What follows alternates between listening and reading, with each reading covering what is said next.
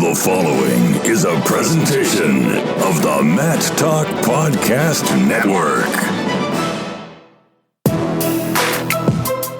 You are now tuned in to the PA Power Podcast, College Edition, featuring Mason Beckman and Tristan Warner. PA Power Wrestling. PA Power Wrestling.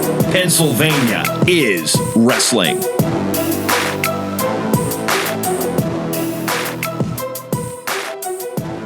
Welcome in, wrestling fans. You are now dialed in to the PA Power College Podcast.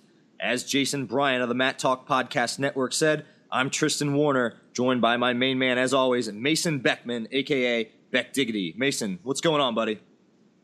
Not much, T. Glad to be back. Everybody that listened last week, thank you. Much love for dialing in last week. And everybody that gave us feedback, it obviously is much appreciated. We're going to try to keep getting better for you and make this as enjoyable of an experience as for us as it is for you. So we're going to keep having fun. We're going to keep getting better. Yeah, Mason, just like you said, we really thank everyone who listened to our first podcast. Really glad for everyone who shared it on social media and told their friends about it. As we said, we're going to try to keep getting these going every week or two and just trying to talk Pennsylvania wrestling as we always do for fun and give you guys as many answers and as many topics to think about as you can. We're going to start tonight's podcast on a little sad note here. As some of you may have heard in the wrestling community, I'm sure most people have heard by now, Chris Bentley, the head coach of Trinity out of District 3 and the longtime coach of Renegade Force Wrestling Club out in central Pennsylvania, passed away this week due to a heart attack. And everyone here at PA Power Wrestling and Mason and I send our deepest condolences to the Bentley family. They've been incredible for the sport in Pennsylvania and have touched so many lives and helped so many kids develop, as you see through social media, and Twitter just exploded today in sadness. And our prayers go out to their family. Yeah, I mean, you pretty much said it all. Anytime you lose a figure like Chris Bentley, someone that just has helped move the sport forward, both with Renegade Force and down at Trinity High School, you know, the high school head coach of Ryan Deal and everything, it's a sad day. And like you said, thoughts and prayers are with the Bentley family and with all of the entire community that surrounded him. It's a sad day, and we truly hope that those around him, you know, can find peace and find a way to make sense of it all. But having said that, on to a little bit of a happier note here, right? So let's talk wrestling. First things first, recruiting roundup.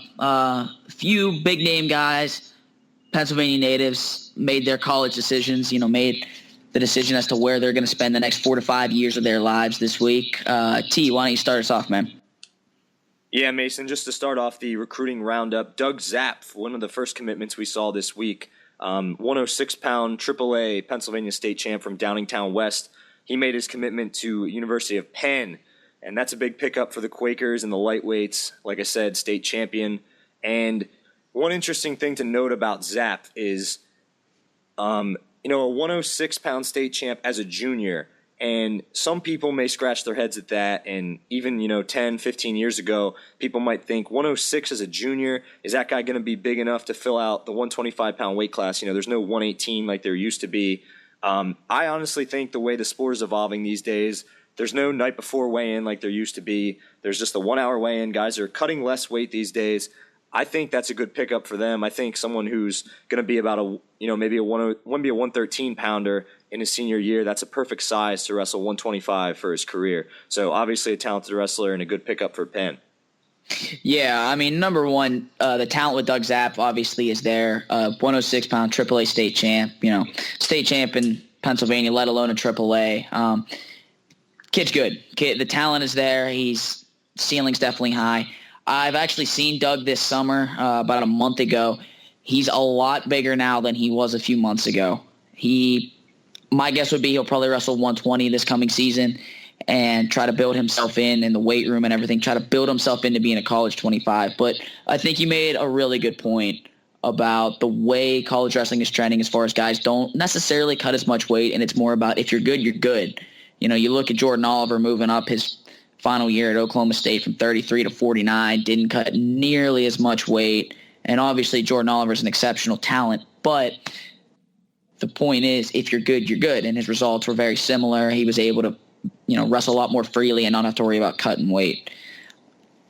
So moving on from Doug Zapf, Robbie Patrick, a two-time state runner-up out of Ligonier Valley, committed to the University of Virginia. He probably projects somewhere in the middle of their lineup. My guess would be, somewhere in the 65 range. He's a big, tall kid, got a big frame, maybe even higher than that. Patrick's a kid. He's a really tough, scrappy kid. I think he has a lot of room to develop. He definitely does a lot of really good things right now, but that's a kid that in years 3, 4, and 5, you could really see start to make jumps. Yeah, Patrick's definitely tough. I believe this year he lost in the state finals to Ed Ruth's little brother, Edmond Ruth, who has been a longtime kid from Iron Eagle, my club down here in District 3, who's on his way to perhaps being something similar to his brother. He's an extreme talent, got incredible wrestling ability, so no shame in that loss for Patrick. And then also got a chance to watch Patrick wrestle in the NHSCA Junior National Finals, where he fell to Aaron Brooks from Hagerstown, Maryland, who's a really highly rated recruit coming out. I believe he was maybe a double Fargo champ last summer. So Patrick's definitely a talent and a good pickup for UVA in the middleweights, especially with the Paulson brothers coming in as coaches next year. Yeah, absolutely. And fun little fact about Edmond Ruth, he has actually already done something that his older brother Ed never did. Ed Ruth never won a Pennsylvania high school state title. That's accurate. Ed Ruth took, I believe, 5th or 6th as a sophomore and then finished, I want to say 4th as a junior. I think he lost to Lance Bryson for 3rd his junior year, and then transferred to Blair Academy for his senior year. So there you go. As a sophomore, Edmond Ruth already a Pennsylvania state champ, and also was a Pennsylvania state medalist, took 7th or 8th last year as a freshman, and his brother, big brother Ed, didn't qualify his freshman year. So, yeah, Edmond Ruth, that speaks volumes for him. Yeah, he's definitely projects well, so we'll see. It's definitely a big billing to try to live up to Ed, but, the talent's definitely there, and that kid, even if, not living up to what all the things that Ed Ruth did, very, very, very few people did. So hopefully he finds his own way, makes his own identity, and he's well on his way to doing that. The third guy that we saw commit this week was Noah Levett out of Kiski Area High School, a couple-time state medalist, made the state semifinals both of the past 2 years, I believe. He committed to Bucknell University on Saturday afternoon. So actually Noah's one of the guys I coached down at the Quest School of Wrestling. We were out at the Bucknell, the Bison Legend Duels this weekend.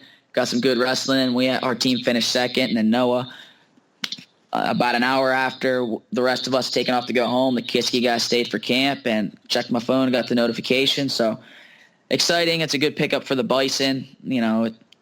Obviously a great school. All 3 of these guys, Patrick, Zapf, and Levett, committing to not only great programs but great universities. So an exciting decision for all 3 of them, I'm sure. Yeah, Noah Levitt's a good pickup for Bucknell as well. Like you said, he was a state semifinalist this year. Ran into Austin DeSanto, who, of course, pulled off the historic upset of Spencer Lee in the finals. So a tough draw for him in the semis, dropped down and ended up finishing 6th place, but will definitely be a contender for a state title next year in his senior campaign. And Bucknell has always had tough guys in the lightweights, especially recently. We've seen Paul Petrov, we've seen Victor Lopez. We saw Tyler Smith, I think, reach the blood round this year in NCAAs with a year to go. So another solid light/middleweight for Bucknell to pick up there, and Noah Levett. All 3 of those guys definitely project well into college.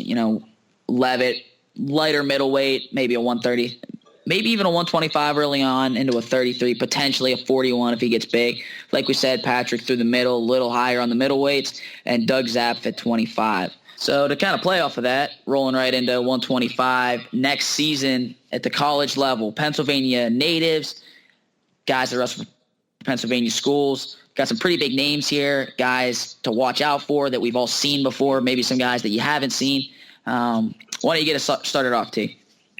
Yeah, Mason, as you said, each podcast episode leading up until the NCAA season, we're going to try to preview a weight class, talk about the big-name guys coming back from the state of Pennsylvania. And as you said, some guys maybe not originally from PA but wrestle for Pennsylvania schools. They're definitely fair game in this discussion. So, obviously, the elephant in the room, Darian Cruz, the returning NCAA champ, a PA native out of Bethlehem Catholic and also wrestles for Lehigh.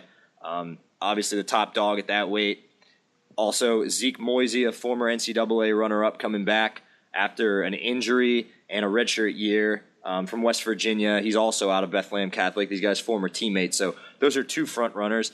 And then you've got your also 2017 NCAA runner-up, Ethan Lezak out of Parkland, who obviously wrestles for Minnesota. So those three, you really got some talent there high. And then lastly, Sean Russell, who's a Georgia native but wrestles up at Edinburgh, a seventh-place finisher this season. He will be back in the mix as well. Yeah, a fun little fact about Cruz, Moisey, and Lezak, all three of those guys from the Lehigh Valley. Like you said, Darian and Zeke both went to Bethlehem Catholic High School from the Bethlehem area, as well as Lezak going to Parkland, which is about 20 minutes or so outside of Bethlehem. They were all members of the Valley Elementary Wrestling League. If any of you guys remember, right around the time that Darian and Lezak wrestled in the NCAA finals, you probably saw out on social media that those two were in the same Valley Elementary Wrestling League championship bracket way back when at like 6 and under 40 pounds. So it's pretty cool to see those guys come full circle, wrestle on the biggest stage in the sport. That's got to be exciting for the entire Lehigh Valleys, obviously, as well as the families in the programs. I'm glad you said that, Mason. I was just going to mention, I did see that on Twitter. That tweet definitely went viral.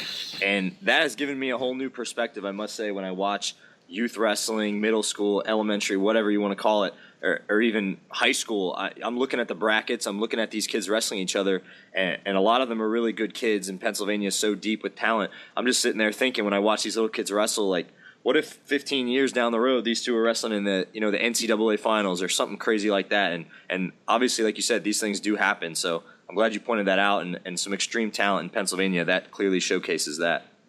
Yeah, I'll tell you what, there was actually a bracket my 8th grade year, my PJW state tournament bracket. The top three guys in it were Evan Henderson, Mitchell Port, and myself, all three of whom, you look back at it, you kind of forget about these things.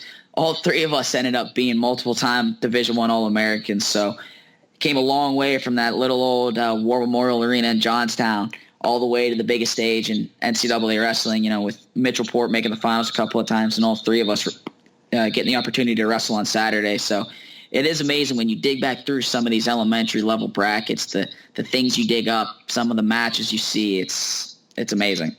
I'll tell you one thing, you Pennsylvania wrestling fans out there, if you're as nerdy as me and Mason are, I'll give you one thing to do if you ever got some downtime. Pull up the former results of the Mawa Eastern Nationals and just scroll through those years all the way. I think they go back to like 1995 or something like that. Just go through those results and you can kill hours with that. So next time you're bored or, you're sitting in class, for some of you guys, and, the teacher's lecture is pretty boring, pull up your Mawa Eastern National past results and just look through some of those names and some of the guys that beat them. It's truly unbelievable, and it's so fun to look at. So I'm showing my nerdiness off right now, but definitely something to keep in mind.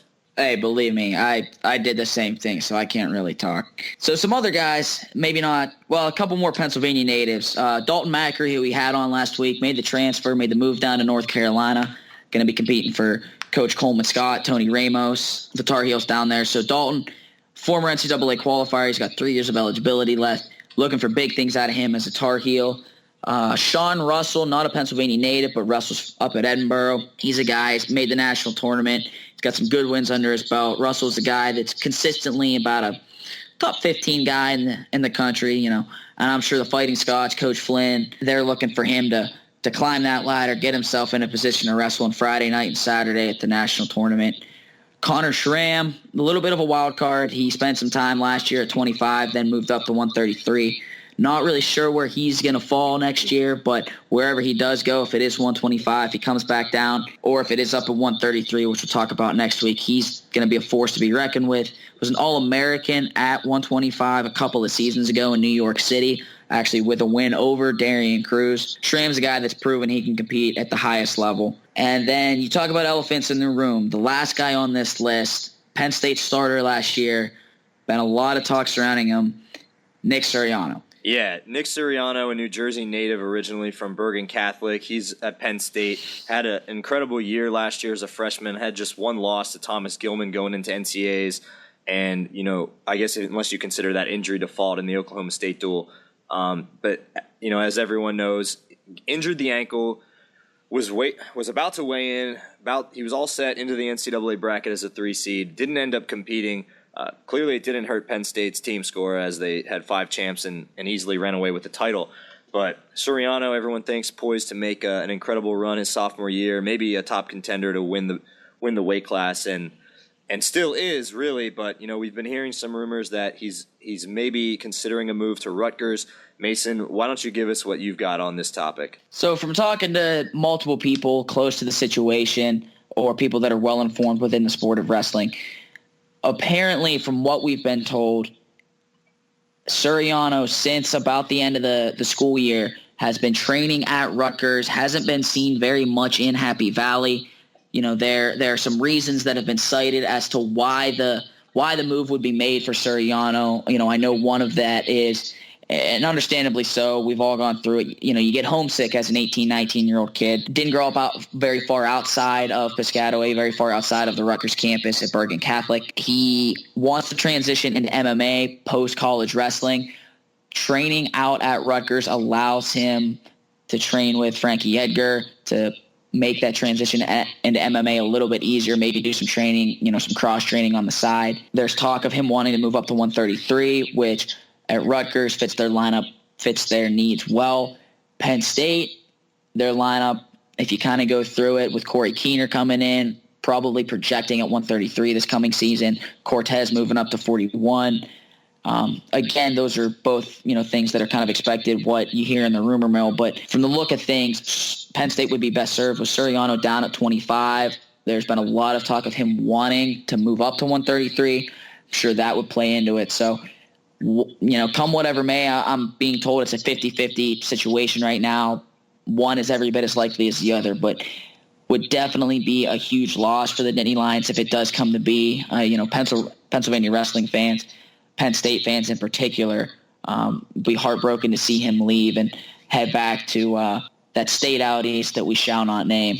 But it's definitely an interesting situation. You don't see a guy like that just had a season like that. You really don't see guys like that move around very much. There wasn't a coaching change in Happy Valley. Obviously, nobody other than those in the program know what goes on day to day, but it's a unique situation. It's not something we see very often, so it'll be curious to see how it plays out. The thing about Suriano going up to 133, I could see it where he would, want to maybe move up a weight class, is developing, getting stronger and all that, but I don't see why he couldn't do that at Penn State. Looking through their lineup, obviously they had George Carpenter as their 33-pounder this year after Jared Cortez went down with the injury. So you got one more year of Corey Keener here as he comes in as a fifth-year senior transfer. But after that, Suriano still has a red shirt, I believe. So I'm not sure why that would be a huge issue. And you got Gavin Teasdale coming in as a recruit for Penn State who could wrestle either weight class as well. So I'm not sure that I see the moving up a weight class as being the defining factor in why you go over to Rutgers from Penn State and what they've built over there. But like you said, we'll see what happens with the situation, and obviously we'll keep our Pennsylvania wrestling fans informed, as I'm sure the rest of the country will, and every other media outlet out there. Yeah, and I'll tell you what, if Suriano does move up, regardless of what university he's competing for, the one thing I know about that kid, he spent a lot of time in the Lehigh room with our regional training center. He is one of the strongest individuals I have ever grabbed a hold of. That kid at 16, I remember he walked in and we're going through RTC practice with Coach Buxton. And I knew who he was, obviously. He went the whole way through his 4 state titles and everything in New Jersey.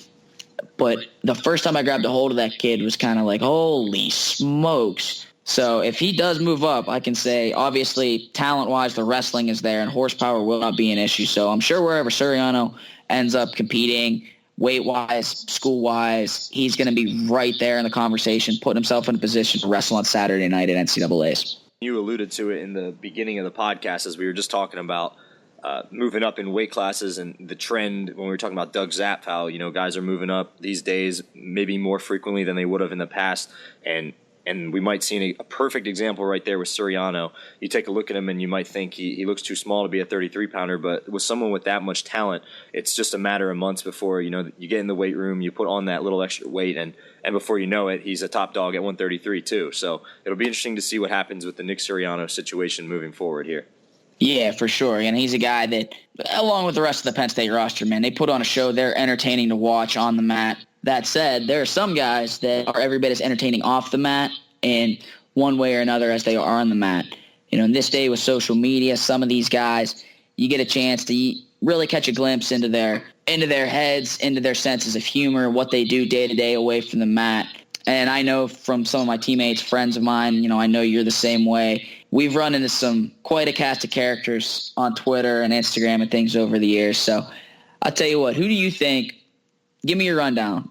Best guys, if you're going to follow a few guys, college wrestlers currently on Twitter, on Instagram, who are your top dogs? Yeah, Mason. So we talked about last podcast that we wanted to compile a list of the best current, maybe former, but for this podcast episode, we'll stick with current. Maybe that will be a topic for down the road. We'll go with former college wrestlers, but we'll go with current former wrestlers, best guys to follow on social media and most specifically Twitter, because that's where the personalities really come out. We've compiled a very short list, I would say. Going into this, I thought we maybe come up with 10 guys or so, at least close to a dozen, but we really only came up with a handful here, and maybe it's just because maybe we're showing our age here that we don't follow enough of the current guys on Twitter.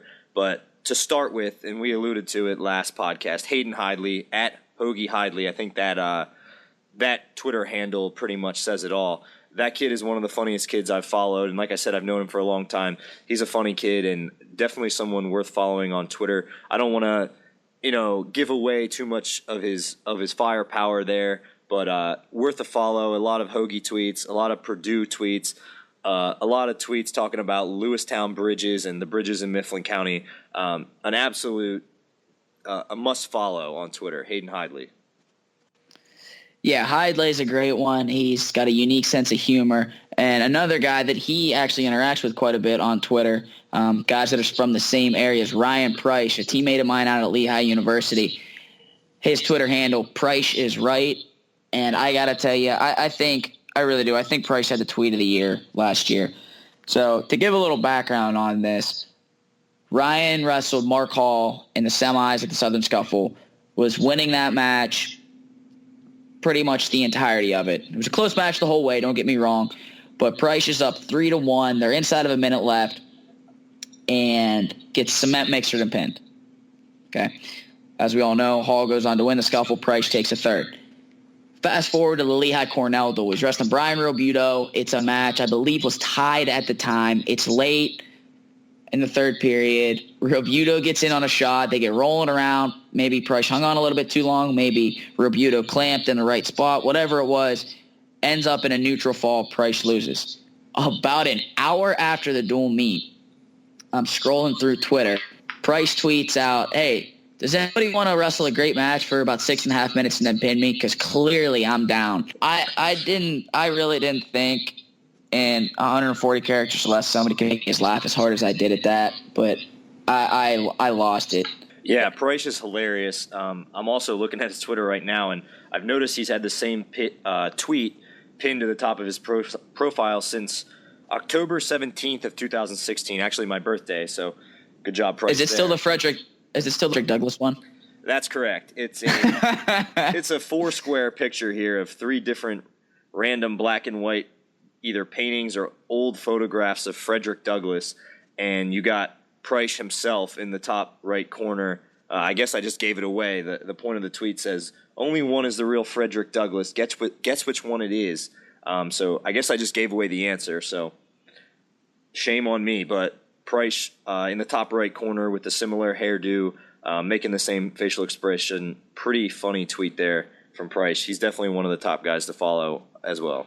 Yeah, and trust me, from personal experience, he's every bit as funny in real life, in live and living color, day to day as he is on Twitter. He's a character. You ever get a chance to have a conversation with Ryan Price, don't pass that one up. Yeah, as well, Mason, maybe you have a few more to throw in. I'm a big fan of AC Headley's tweets. He's at Got Doubles, for those who remember. He's a state champ from Waynesburg. And Dalton Macri talked a little bit about him when he came in on our show last episode. As you might remember, Headley was one of the main factors that helped motivate and really just helped make it a smooth transition for Dalton Macri to transfer from Cornell to UNC. But he's another guy who has really good tweets and shows love as well.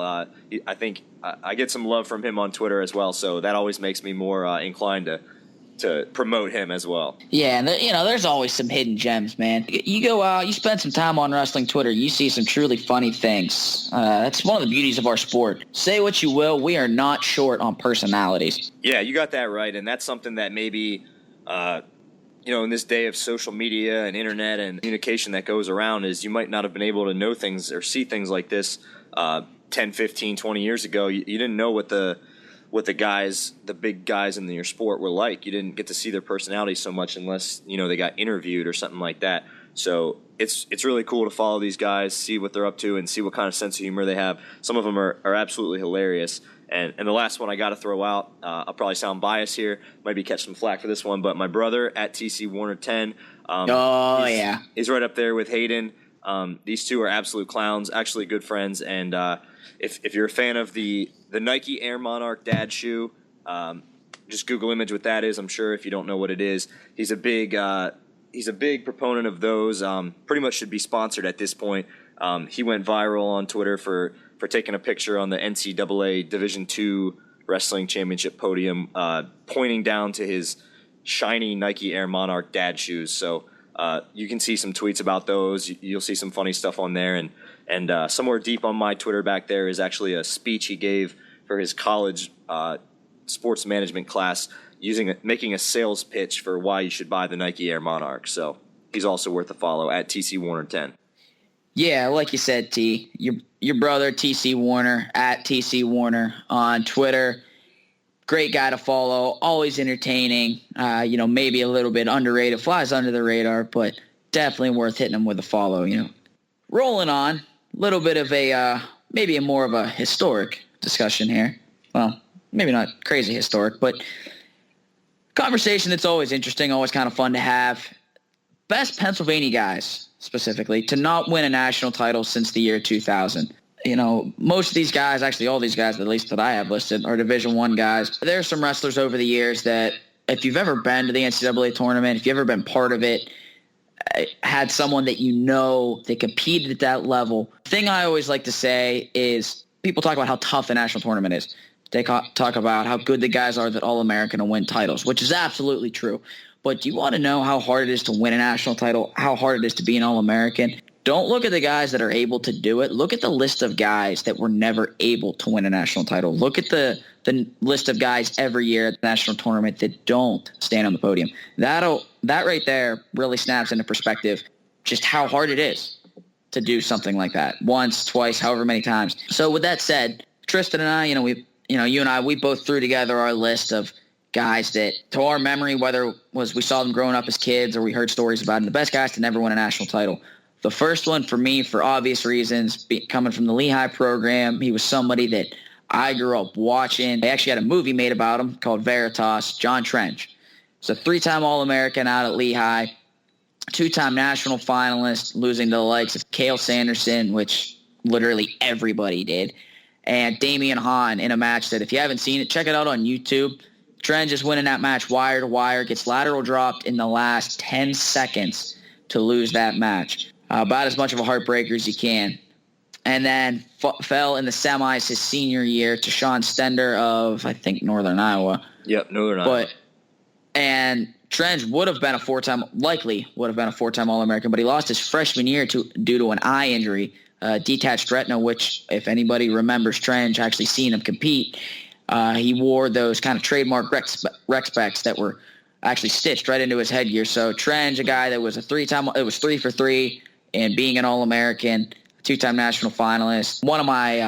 Two of my college coaches were around him in their time with the Lehigh program in years past. Our now head coach, Pat Santoro, was one of the assistant coaches on Trench's team, and our assistant coach now, Brad Dillon, was one of Trench's teammates. I'll tell you what, you ever get a chance to watch film of Trench, or you just listen to the way people talk about him, I remember Coach Santoro, who's a guy that has been around some really special athletes. Coach Santoro has seen the best of the best, and he puts Trench up there immediately in the conversation with the best guys he's ever coached. I remember Brad once told me that, when I would ask him about what Trench was like in the room every day, what he was like to watch compete, and Brad just goes, honestly, guy didn't have a hole. He could do everything. He could attack both sides with leg attacks, had a great defense, could scramble, could snap you down, go behind, could throw you, was great on top, could ride, could turn, could pin, and you couldn't ride him out on the bottom. So Trench, if you ever get a chance, got 5, 10, 20 minutes to kill, go check out some of his matches on YouTube. You will not be bored. Yeah, Mason, first of all, I think this is a great discussion to have, especially like we said during these summer months where, there's not a whole lot of wrestling going on except maybe, Fargo out there. But especially in terms of college wrestling, there's not a whole lot going on right now. We put together some good topics here to discuss and hopefully have some of our fans interact with us. So this is a good one to lead off with. And John Trench is probably the best one you can think of on that list. Watching him, get lateral drop by Hahn in those last few seconds was an absolute heartbreaker, even for someone like me who, grew up as a Penn State fan. Obviously, Lehigh's kind of a rival. Wasn't a big Lehigh fan, but everyone, especially PA guys, we all wanted Trench to win, wanted him to win that. And he was literally seconds away, inches away, and lost that one. And then, like you said, his senior year, fell to Stender in the semis, and then ended up taking third, I think it was. But I'll never forget when he left his shoes out there in the middle of the mat. That was a great moment for someone who had done so much in the sport, both in high school and in college. And like you said, grew up watching him in high school. Remember getting his autograph in the stands at the old Hershey Park Arena when I was a little kid, and he was the nicest dude. So Trench is a beast, and he's a great one to lead off with. I'll throw another one in here, kind of moving randomly in this list. I'll throw one who's closest to me, I guess, and it's really a two. It's a package deal. The Moore twins, coming out of District 9. The Moore twins both started off at Penn State. Josh wrestled his entire career there. Scott wrestled all but his fifth-year senior year at Penn State and then transferred to Virginia. But these guys were multiple-time All-Americans, now been very successful coaches in college. Josh made it to the finals before losing to Zach Roberson from Iowa State. And I remember Scott, his fifth-year senior year, a number 1 seed for UVA, and lost to Cliff Moore from Iowa in the semis, but ended up taking third. But those were guys, probably the two most fun guys to watch, I'll say, in my entire life watching the sport since I was literally 3 or 4 years old. The Moore twins, probably my favorite of all time wrestlers, and that's a huge statement to make for me. Just having, if this podcast isn't any indication of how much of a wrestling nerd I am, I've watched more wrestling in those years than that's pretty much all I do with my life. So the Moores probably my two favorites. Yeah, I tell you what. I actually got a chance. I've known Josh Moore for a long time. I got a chance to roll around with him a few times at different points in my career. They were a ton of fun to watch, but man alive, did they suck to wrestle. I took some of the worst beatings of my life at the hands of Josh Moore. And I think the worst part of it was because if you never got a chance to see the Moore twins wrestle, they were two of the most prolific pinners in the history of college wrestling. Not just the Penn State and UVA program. I think Scott, his senior year, was like 51-1 and had 35 pins or some absurd thing. And for those of you guys that don't really follow it, 35 pins, that's a ton of pins in high school. That is absolutely unheard of in Division I wrestling. That just 35 pins is a lot in a career, let alone a season. I'll jump in and say that I tried to model my college wrestling after the Moores. Clearly not as good, and clearly not as good of a pinner. I would, not really the throws as much, but really if you just watch anyone ever get in on the Moores' legs, they immediately just drape over and go for some kind of cradle or some kind of funk roll. And that's really all I lived off of in college. And I don't know if I pinned more than 5 people in my entire Division I college career. So like you said, that is absolutely a stunning number. And I tell you what, there were a lot of times wrestling with Josh. I would take a shot and we'd get rolling around, and all of a sudden I'd end up stuck in something, and I'm looking at lights, and of course Josh is laughing at me as he does it, and he'd let me go, and I'd stand up and go, "Was that even a move?" And he'd go, "I don't know, but it worked." That right there was just the most perfect summation of the Moore twins wrestling. They were as good, if not better, than anyone I've ever watched at just flat out winging it and figuring out a way to make it work. That's right.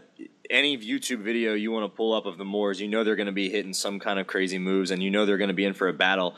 I just recently, one day when I was bored, pulled up a video of Scott at Penn State pinning, I think it was Luke Moffitt from Iowa when it was at Rec Hall, and that was a huge match with a sick pin. I think it was a headlock. I'm not sure, but there's another good one on YouTube. I think when he was a freshman, maybe even a true freshman, they threw him out there in the lineup. And this one might have been Josh even. I don't even remember. They threw one of the Moors out there as a true freshman against a returning NCAA champ, Eric Juergens from Iowa. And you can just tell in the first 10 seconds, I mean, when you watch some kids today, and I'll even say myself, when you go out there, my freshman year, I think my second match in my college career, I wrestled John Reeder, who went on to be a national champ that year. Oh, that's a shame. It was definitely a shame. I got my face bounced off the mat like 9 or 10 times. Over there at the good old Hokie Open, and you could just tell when you walk out on the mat. First of all, I was wearing the Scooby-Doo singlet, the Wayne Danger Scooby-Doo singlet. I walked out on the mat, and Kevin Jackson, his coach, right as John Reeder gets to the center of the mat, says, "Hey, Johnny."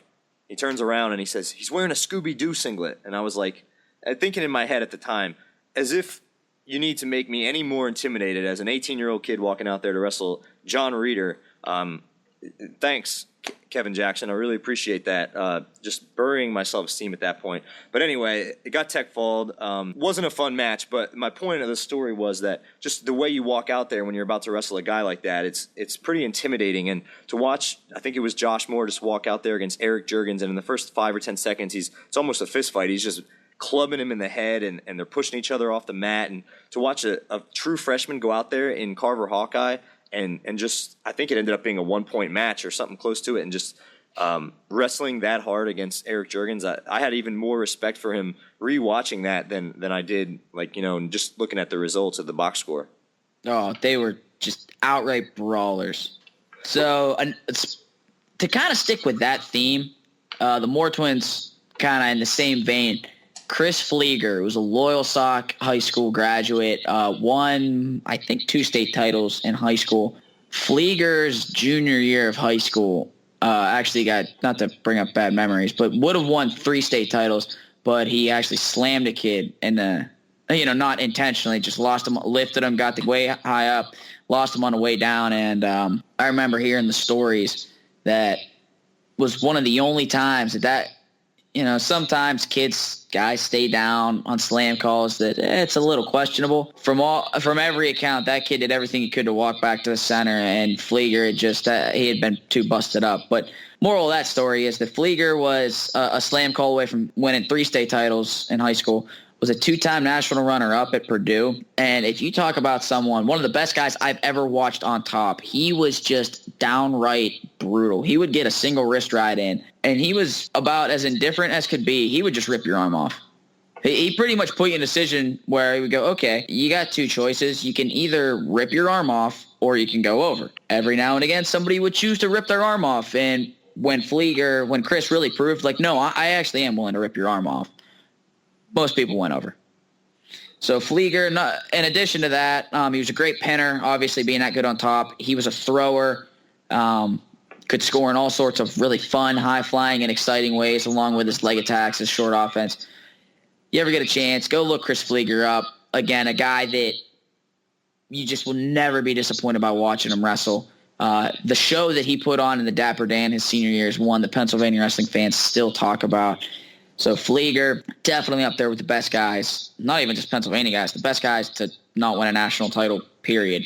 Yeah, I remember Chris Flieger. He was a beast, and I remember him specifically because, not to talk down on your double-A, Mason, but, hey. Growing up as a kid, it was all AAA for me, and then, you'd occasionally hear of the double-A guy that was a superstar, that was ranked high in the country, and Flieger was one of the first ones for me, I remember as a kid. He was one of those guys, top ranked in the country, would always be dominating in freestyle too, and didn't really get to watch him wrestle that much in high school just because we never really went to the AA finals. We would just go to AAA where the real wrestling was done. And that's just a joke. But anyway, when he got to college, I remember scratching my head a little bit when he signed to Purdue. Not that Purdue's a bad program or anything, but just the caliber he had coming out of high school, you'd think, he's going to go to one of these, Oklahoma State or something like that. He was that good. Yeah, Flieger was the kind of recruit coming out. I'm not familiar with his academic situation and everything, but from a wrestling standpoint, he was a kid that could have picked a school and went, I want to go there, and they would have gone, yes, please. So, exactly. That's exactly what I remember, too.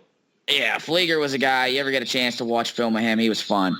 Another two-time finalist that unfortunately fell both times, three-time All-American as well, four-time national qualifier, losing his freshman year in the round of 12, Mitchell Port. Port's a guy that, even in high school, was kind of this way. His entire career, he was always at an elite level. Made the state semifinals as a freshman in high school. And the entirety of his career was always right there with the best guys in America. But somehow found a way to fly under the radar. Mitchell never did anything. He was never a guy that did anything super flashy. He was just fundamentally was brutally good. Put a lot of pressure on guys, hand fought hard. In college, competed up there for Coach Flynn at Edinburgh. So maybe the fact that it wasn't what you would call a big market team, even though Edinburgh's program is definitely a top-tier program. But Mitchell Port, man, he was very close. For sure the first time he made the national finals, losing to Kendrick Maple. That was an extremely competitive match. And unfortunately, his senior year, ran into the Logan Stieber Express in the finals, which, speaking of Logan Stieber, fun fact, my claim to fame, I am Logan Stieber's first ever win at the national tournament. So take that one to the bank. I'm the answer to a trivia question somewhere. Yeah, Mason, that's a good one. Mitchell Port, ironically, as you just mentioned, losing in the national finals to Kendrick Maple and Logan Stieber. Pretty sure those are the two guys that just wrestled for the world team trial slot at their weight class. So, yeah. So it's not even like he just lost to anybody random in the national finals. He ran into some studs right there.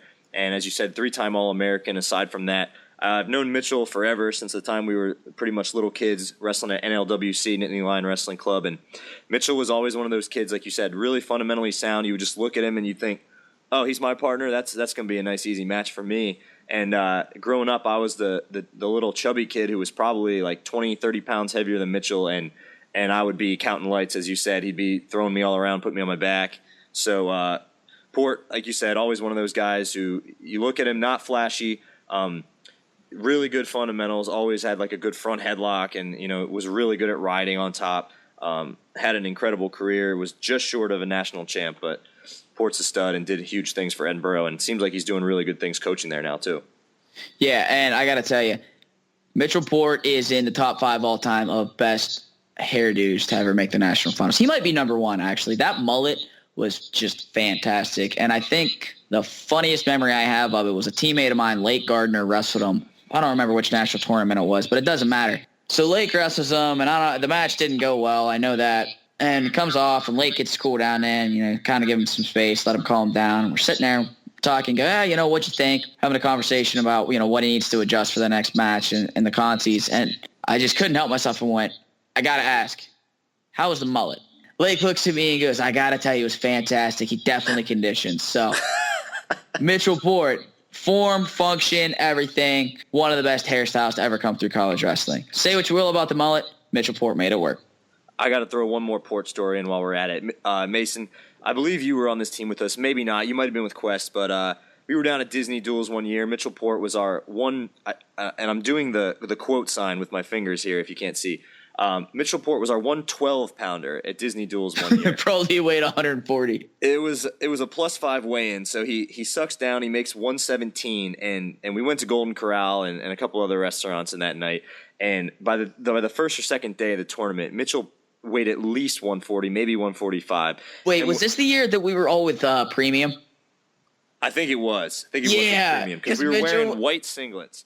And I remember Mitchell running out on the mat against this really sorry team that we had. We were pretty much all just pinning them. And Mitchell runs out like he looked like Humpty Dumpty out there, a little white bowling ball, wrestling a kid that in a high school season or high school season, this kid would have been 6 weight classes below him.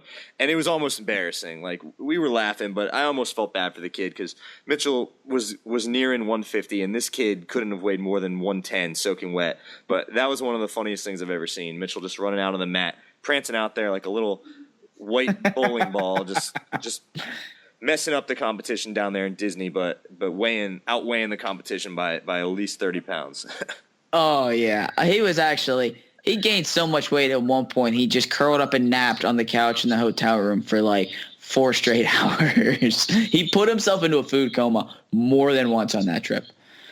Yeah, we could tell poor stories for a while, but he's a stud, and he was absolutely worth mentioning in this list. And just to roll through a few more so we don't spend the whole podcast talking about this, Mason, a couple other guys we had listed. Mike McMullen, 4-time All-American, NCAA finalist for Northwestern at heavyweight, and now coaching at Penn, which is the team that we chose to preview at the end of this episode, so more to come on him. We also had Vertus Jones, which he's right around that, maybe even before that Flieger era, so this is back when we were young kids, but Vertus Jones, a second at NCAAs, and ran into Cale Sanderson one year in the finals, and I believe it was Mitch Clark the other year in the NCAA finals, so still a great career for him and his whole family, really, coming out of Greg, Donnie, Vertus, one of the best PA wrestling families. We'd like to welcome on our special guest for today, the new head coach / the old head coach at the University of Pennsylvania, Roger Reina. Was just hired about a month ago, I believe, to be the head coach at Penn. He's previously led the program for 19 years, from 1986 to 2005. Fun little fact about that, when he was hired in 1986, he was 24 years old, was actually the youngest Division I head coach in any sport, not just in wrestling. So fun little trivia bit there. As a head coach, won 4 EIWA team titles, 8 Ivy League titles, coached Brandon Slay to an Olympic gold medal, as well as a national runner-up finish. Had national champions and Brett Motter, and recruited and coached Matt Valeni for his first couple of years to an All-American finish. Then he stepped down. The next 2 years were when Valeni won his 2 national titles, if you guys might remember. All in all, had 17 All-Americans and 5 top 20 finishes in his 19-year stint, the first time around as the Penn coach. So I'm sure the Quaker program's looking for big things out of Coach Reina, and, we'd like to welcome on to the program now. Coach, thank you for coming on, taking the time out of your, we know you're busy out there in Fargo, so thank you for taking the time to join our program. Yeah, I appreciate it, Mason. Glad to be here. So, like I said, bit of a unique situation for you. You were the head coach at Penn for almost 20 years, from the mid-'80s to the mid-2000s. In that time, you had 17 All-Americans, coached one NCAA champion, Brett Motter, and groomed another one, Matt Valeni. And you stepped down from your role there in 2005. You spent about another 12 years around the program, but as the head coach of it. Kind of talk us through how the administration reached out to you and how the opportunity for you to come back to your alma mater at Penn, and take the helm again, kind of how that opportunity presented itself. Yeah, well, like you said, I had stepped down in 2005, and, at the time, my 2 children, David and Lindsay, are 9 and 7 years old, and really was a focus to spend time with them, and, went off on just different professional pursuits, but still stayed involved with the sport. I chaired the local organizing committee when the NCAAs came to Philadelphia in 2011, and then in 2014, we started up the Pennsylvania Regional Training Center. And it was a real commitment from our alumni to get that going. We'd had Olympic-level guys around our program from, back in the Foxcatcher days, and then with the Dave Schultz Wrestling Club. So we were, excited to get our RTC up and running, and great collaboration with Coach Azevedo and Drexel University as well as Penn. And we launched that, and I was involved with coaching the Olympic-level guys, and Richard Perry as an example out at the Olympic trials in 2016, and I had taken on a senior administrative role at the university, so I was there, in that capacity for external affairs across all sports, across the department. And when the coaching change happened and Alex Girapelli resigned, I was approached, by the administration and alumni to consider this. And to me, it was, I always felt coaching at Penn and my alma mater was a once-in-a-lifetime deal. But, when I got approached, I thought, hey, this is really something. This is a twice-in-a-lifetime deal. And it just felt like the right time for me and the right time for my family. Coach, once again, just to echo what Mason said, we really appreciate you coming on and taking your time out of while, some of the best wrestling in the country in Fargo is going on right now.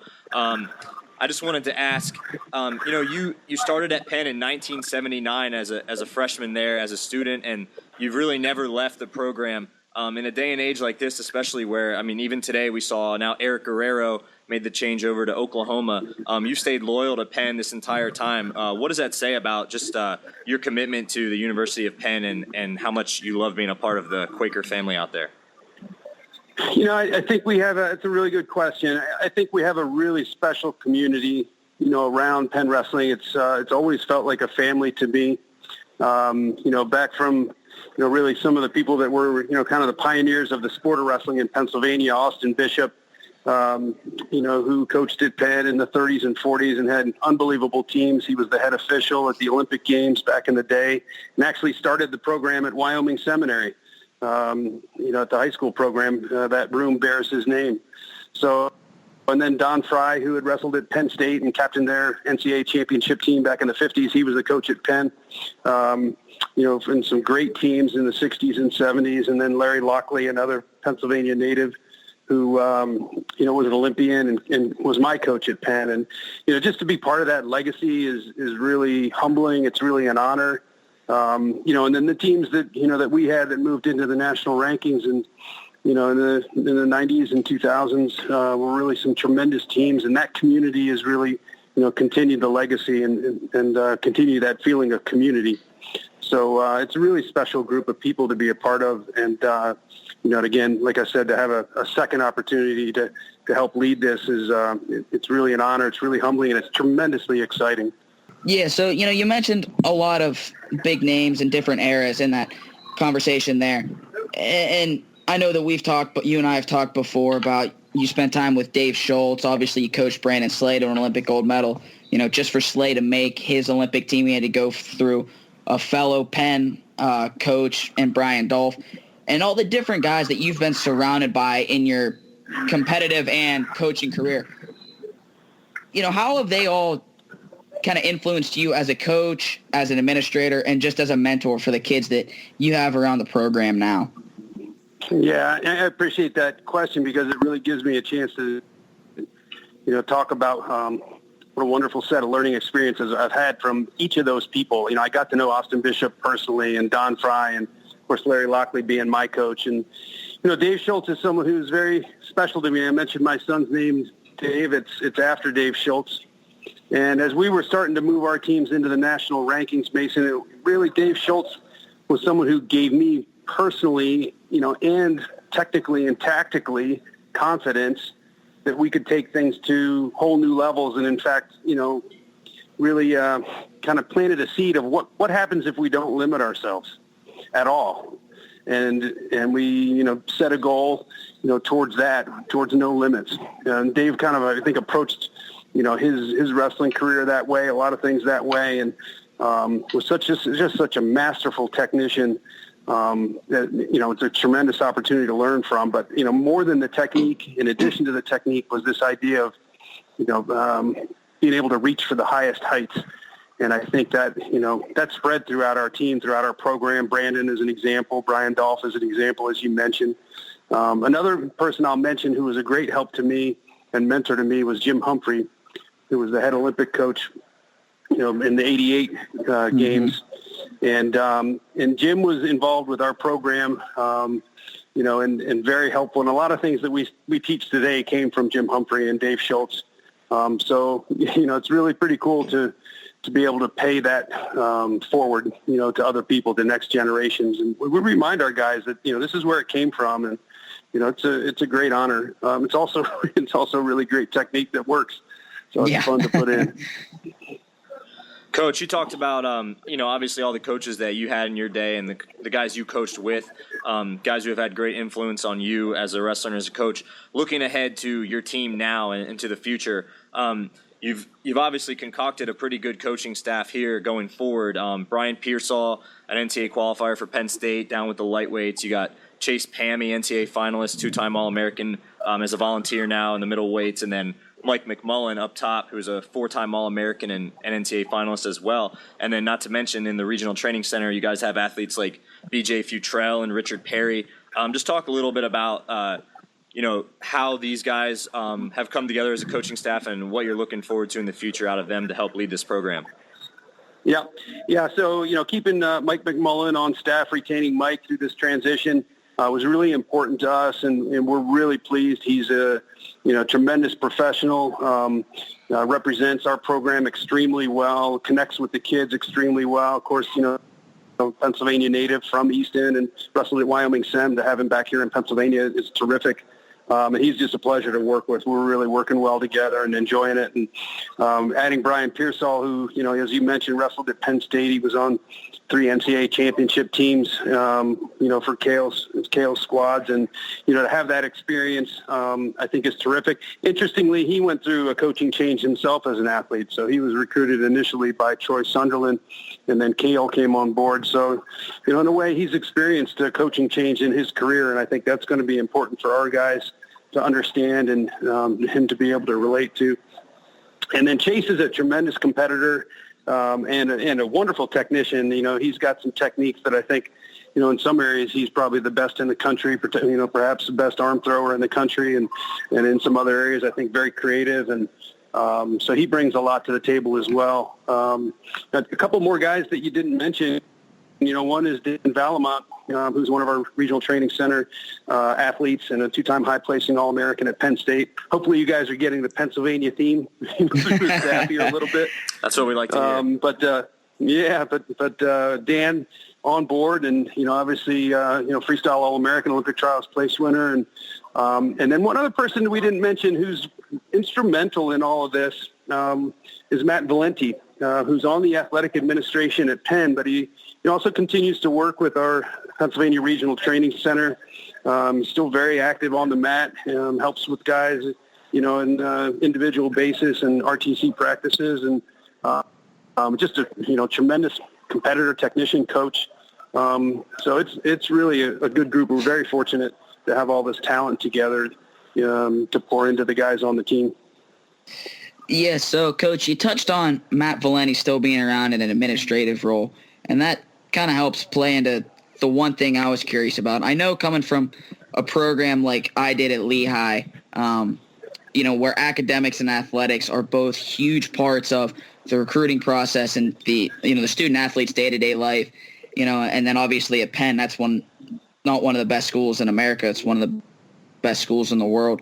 When you're recruiting guys, when you're helping your student athletes come through the program and through the university, talk about how that process, the unique challenges that may present, as well as I'm sure how much of a help it is to have Matt in the administrative side, an alum, let alone a former 2-time national champ for you guys, someone that can kind of give you an inside look at the way the administrative and academic side of the university works. Yeah. So, I think a couple questions there. One is, the student-athlete experience in a challenging academic environment, if I'm hearing you right. And then the second part of the question being, Matt's role within the administration. Yep. So, great questions. For us, not only, myself being an alum, having gone through the program, I think that's helpful for our student-athletes to know. Like, I understand, what it is to compete academically at this highest level. The Wall Street Journal college rankings has Penn ranked as the number 4th institution, in the land. And so that's amongst obviously the very best. So it is a challenging environment. But, if we do our recruiting correctly, we're finding those, great student wrestlers, hopefully, largely from within our 250-mile radius of the RTC. But, we can also recruit nationally. Brandon Slay came up from Amarillo, Texas. But, we're looking for the best student athletes who want the best of both, and they're really not willing to settle on either side, the academic side or the athletic side. And yes, it's a tall order, but if that's the way they're oriented, themselves from the start, then it's going to be a great fit. And it's a lot of hard work and it's a lot of commitment, but it's not all work. It's a really fun place to go to school too. And, and Brandon Slay, having gone through Penn as an alum, a Wharton School of Business, top-rated business school in the country, alumnus. He has that experience, and Matt himself as a student athlete. So I think it puts us in a position where we can relate, to the guys and talk about what's possible and really celebrate the school. So I think that's the student-athlete side of things. I think we're very confident in our ability to recruit. And before I step down, Matt Valenti's recruiting class was the number one ranked recruiting class in the country. And the last class that I recruited but wasn't able to coach was ranked number 4 in the country. And we know we're capable of that kind of recruiting impact. So we're confident in that regard, and we've got a great product to offer both on the mat and academically and professionally. So from the administrative standpoint, it's just really beneficial to have someone who understands the sport of wrestling in the administration. So often across the country, we see high-ranking athletic administrators and ADs that have a football or basketball orientation, and may or may not really understand Olympic sports. So to have people that truly understand that, having served in the administration myself at Penn here the last 2 years, I think puts us in a really good position, to work effectively and make sure, the goals of our program are aligned, with the mission of the athletic department and more broadly with the mission of the university. And so we're very thoughtful about, making sure that, we're impacting locally and impacting globally, which is a big part of our President Gutman's initiatives. And, we're doing that through the Beat the Streets program locally. And, we're producing people that are going on being leaders in industry and business and in other ways, as impactful leaders, to the world. So I think when you're aligned and you have administrators who help make sure that the program's goals are aligned with the broader institutional goals, it puts you in really good position. So I know that's kind of a long answer, but it's a really important question. No, I think everything you said, needed to be said, and that's something that kids and parents and everything that are looking at Penn as an option, that's the type of thing that people need to know. Yeah. One last question for you, Coach. We don't want to take up too much of your time, but just wanted to ask you, we've been previewing one team in Pennsylvania each episode, and this episode, This Is Perfect, happens to be Penn. So we took a look at, the roster and what you guys return next season. It looks like you got a couple good returners. Obviously, Frank Mattias up top, 197 was not in the blood round. One round before that, lost on a kind of bizarre caution point, if I remember correctly. And then Bethea, obviously a tough returner, a couple-time national qualifier in the middleweights. But we just wanted to give you a chance to just give a season outlook for next year on the team. You got some good guys returning, some bigger names, and then maybe some other guys that will fly under the radar. But just go ahead and, if you have a minute, just give us a rundown of next year's team and what to look out for. Yeah, thanks. We're really excited about it. I think that, first and foremost, we're really looking to elevate, everybody's individual contributions, across our team. I think we've got some good incoming recruits, that can make an impact. I think all the returning guys, have the ability to step up their game. And you mentioned May Bethea, who he was in the round of 12 at the NCAAs last year. He's been a University National All-American in freestyle. He was actually on his way again this year at the University Nationals to repeat in freestyle, and unfortunately got injured. But, we think he can go deep into the tournament at the NCAAs. And you mentioned the community and the kind of like the family feel of Penn wrestling. He's the fourth Bethea brother to wrestle for us at Penn. So really kind of an amazing story of a great family, very loyal. And so we're really excited. He's a returning captain. And then we've got Frank Mattias, who, as you mentioned, lost on a very bizarre call at the NCAAs in the round of 16. And he was a conference champion. He defeated Harner from Princeton, who was a returning All-American and the returning conference champion to win it this year. Mike McMullen has made a great set of progress, with Frank. And Frank's out of Blair Academy, New Jersey, and has great, background and platform to build off of. So we really think he's capable of big things. He really broke through this past year and gained a lot of momentum. A third guy I want to mention in our upperweights too is Joe Hayob.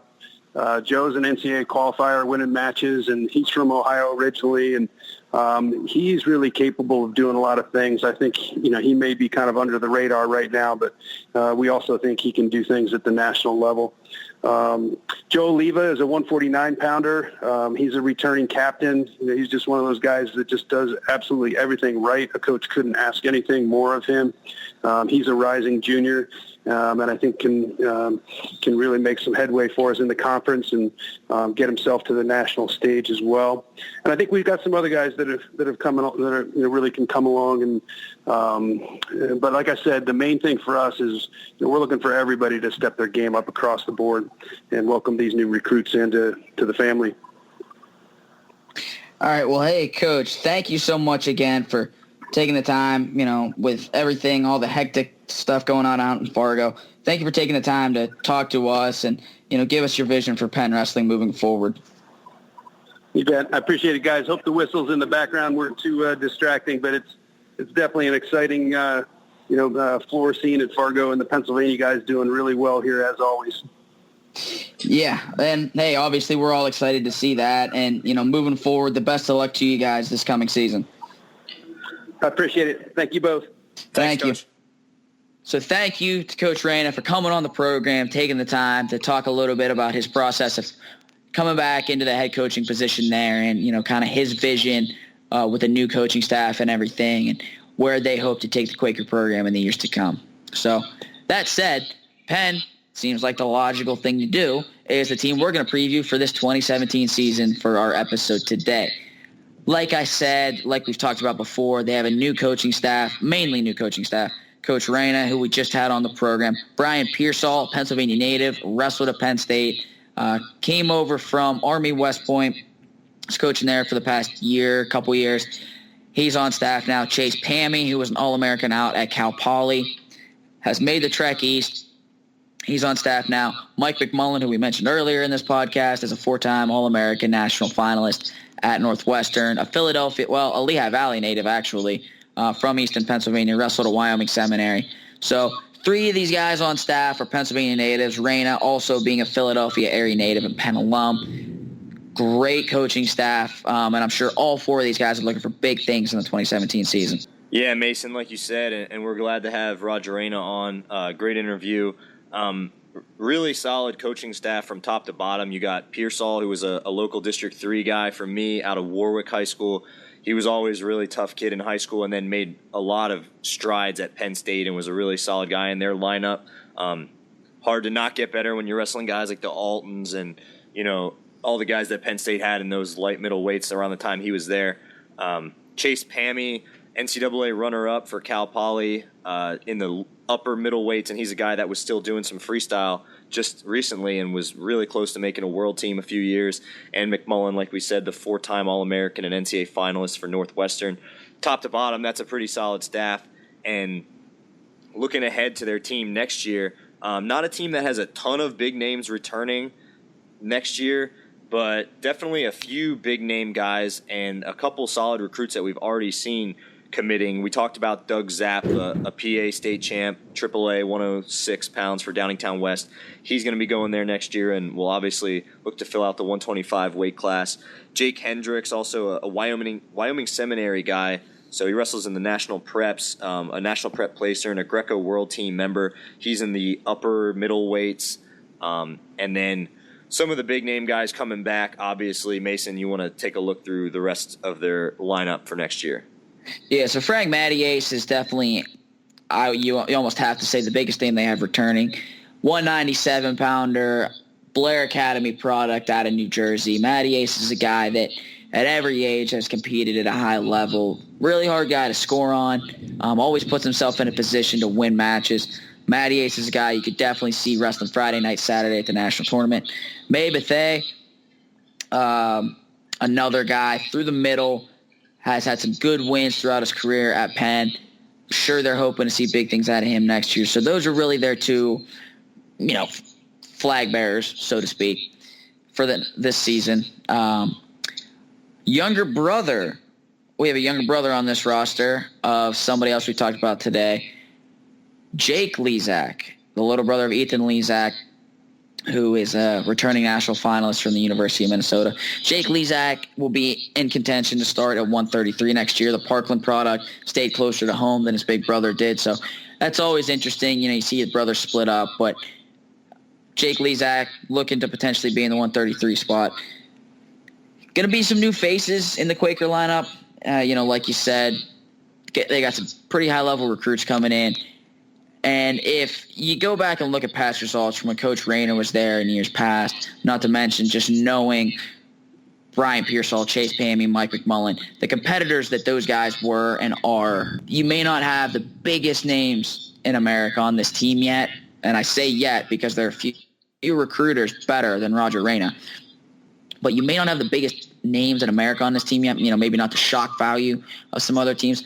But those guys are going to compete hard. If you go back to kind of Penn's heyday teams when Reina was there in the early 2000s with the likes of Matt Valeni, the likes of Brett Motter, who was a national champ, Yoshi Nakamura, who was a couple-time All-American, there's another guy, you ever get a chance, you're bored, sitting around, go dig up film of Yoshi Nakamura. He did some cool things. He was fun to watch. Matt Feast, who was I think a 3-time All-American at heavyweight. Those guys there, they were all recruits that Reina pulled in. They have Brandon Slay running their regional training center. So Brandon Slay is not officially on staff, but will surely be involved in the development of these athletes, as well as the Olympic-level athletes that continue to train and try to make World Olympic teams there in Penn. So I think Penn, kind of like we talked about with Pitt last week, maybe not you look at right now, right this season, is going to go, burn everything to the ground and be in the top 10 at the NCAA tournament. But it's a program that you're going to want to keep your eye on. These guys know what they're doing. That's been proven. Next few years, keep an eye on the University of Pennsylvania.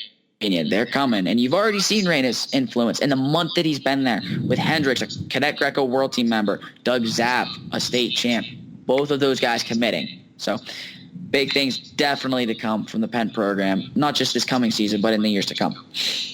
Yeah, Mason, as you said, I'll let you take it because I wasn't sure how to pronounce his last name, but Frank Mattias, 2 rounds away from All-American this year at 197. I remember keeping a close eye on that bracket because down in Old Dominion, our guy Kevin Beasley was an All-American this season. Almost wrestled him in the blood round. He lost a crazy match in the blood round in the round before the blood round to Cash Wilkie from Iowa. I think he lost on a caution point or something crazy, but Mattias. Yeah, really I forgot about that match. Yeah, he was deep into the bracket and got really close to that blood round. May Bethea, like you said, also really good guy, been around for a few years now, and unfortunately he probably gets more fame for being the guy that got front flipped by Jason Nolf on Viral on Flow Wrestling than for anything else, but that's unfortunate because the kid is actually really tough. Come on, man, why you got to bring it up? I'm sure. I saw Nolf this past weekend at the Penn State camp, and he was showing it as one of his main moves for technique, so it was fresh in my mind. So I had to throw it out there. And then, like you said, Jake Lezak, also a guy that could be really solid here at 133. I mean, obviously, look at what his brother's done. And I want to say he was maybe the Lezak. There's a couple of them. I want to say he was the one who was maybe a top dog to win the state title a couple years ago and didn't pass the skin check at PIAA states. Might be incorrect. Yeah, that's right. I think that was Jake Lezak. I think you're right about that. I think that was Jake Lezak. So obviously that's a guy who could have been a Pennsylvania state champion. And then one thing else I want to throw out here, Mason, just looking through the roster here, I noticed that Penn Wrestling has a lot of Joes that have started in their roster. We got 3 returning starters, or at least guys who have been in the lineup with the first name Joe. We got Joe Oliva, who wrestled at the around the 149 weight class, and then Joe Veliquet, who I remember was a tough guy around 165. He had a couple clashes with some of our guys down at Old Dominion in opens, won a few opens at 165.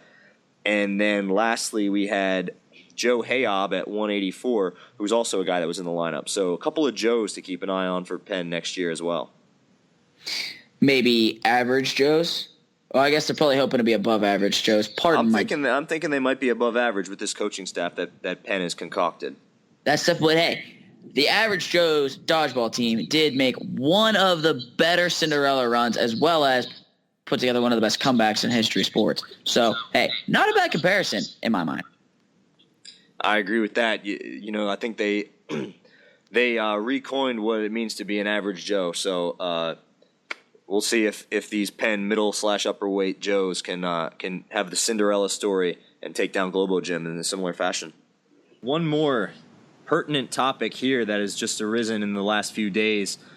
We definitely needed to touch on before we closed out episode 2. Micky Phillippi, 3-time Pennsylvania state champion out of Derry area high school down in Pittsburgh area, announced the other day he will be transferring to Pittsburgh. So that will be their second incoming transfer of the summer. Phillippi spent his redshirt season at UVA down in Charlottesville, Virginia. Had a pretty solid redshirt campaign. Yeah, so Micky Phillippi, Derry area high school product. Derry's had some studs. Micky was a 3-time state champion, 4-time state medalist, went first, third, first in that order. Fellow Derry area alum include Jimmy Gillibon, obviously 4-time state champ, Travis Schaefer, who was a state champ, and a little bit older, more in your and I's wheelhouse, Tristan, Troy Dolan, who was a 3-time state champ. So Derry, maybe not a program that you think of as a perennial powerhouse, but they certainly have turned out some extremely high-level guys over the years. Phillippi, like you said, transferred from UVA back home to Pitt. At UVA as a redshirt, he compiled a 22-7 record, wrestled a 133 all year long. Placed at a number of opens, including titles. He won the Cyclone Open. He won the Cleveland State Open. Went 2-2 at the Southern Scuffle. So Phillippi's a guy that, maybe last year didn't blow your hair back as far as pulling a Mark Hall and winning the Southern Scuffle and all these other things as a redshirt, as a true freshman. But very solid year. That redshirt year is a huge position, especially at a school with academics like UVA. 22-7 record is nothing to shake a stick at. So I'm sure that Coach Gavin, Headley, Lean, and Yutzi, that they're looking for big things out of Micky. Whether he stays at 133, moves up or down, where he goes weight-wise is anybody's guess. But that's definitely a huge addition to the Pitt program, along with Kellen Stout, our guest last week, and transfer from Penn State. So it's definitely a good sign that these guys are coming home for the Pitt program. I mean, in a span of what's it been, a couple of months since Keith took the job there at Pitt, he's starting to see that effect with this new coaching staff, that these kids want to be part of the Pitt program. They want to be part of their hometown city's program. So it's definitely exciting. It's good to see. It's good for Southwestern Pennsylvania wrestling, for Whitfield wrestling, and I'm sure everybody around the Pitt program is excited about Micky coming home and being part of that program. All right, and I think that's going to just about do it for us on episode 2. Just to kind of run through it again, first and foremost, we want to one last time send our condolences to the family and friends of Chris Bentley and the entire Trinity Renegade Force, that entire wrestling family. Our condolences go out to you guys. We ran through the recruiting roundup, those guys committing, previewed some of the 125-pounders at Pennsylvania schools and natives, Nick Suriano Rumors, some of the best college wrestlers you can find on the Twitter. Best PA guys to never win an NCAA title, quite a list. Those guys, if you ever get a chance, YouTube them, Google them. Some great film out there. Maybe you youngsters can learn a few things. So those guys there, some of the best technique around. Roger Reina, the new and former head coach at the University of Pennsylvania, joined us, gave us a lot of points, a lot of tips, and just insight into Penn Wrestling and where that program is headed. We previewed the Penn Wrestling program for 2017. We're looking forward to doing episode 3 next week. Thank you to everybody who joined us. Obviously, any and all feedback, keep it coming. We love hearing from you guys. We always want to make this program better for you, our listeners. So anything that you have, topics, potential improvements for the program, send it our way. We'll do our best to work it in and keep doing our best for you. Like you said, Mason, that's going to wrap it up for us here at the PA Power College Podcast. We really do appreciate everybody for dialing in. I'm Tristan Warner. Find me on Twitter at WarnTriz. And I'm Mason Beckman. Find me on Twitter at Beck_Diggity. Guys, visit PAPowerWrestling.com for all your wrestling needs. And be sure to follow us on Twitter at PAPowerWrestle and friend us on Facebook. Stay classy, wrestling fans. Until next time.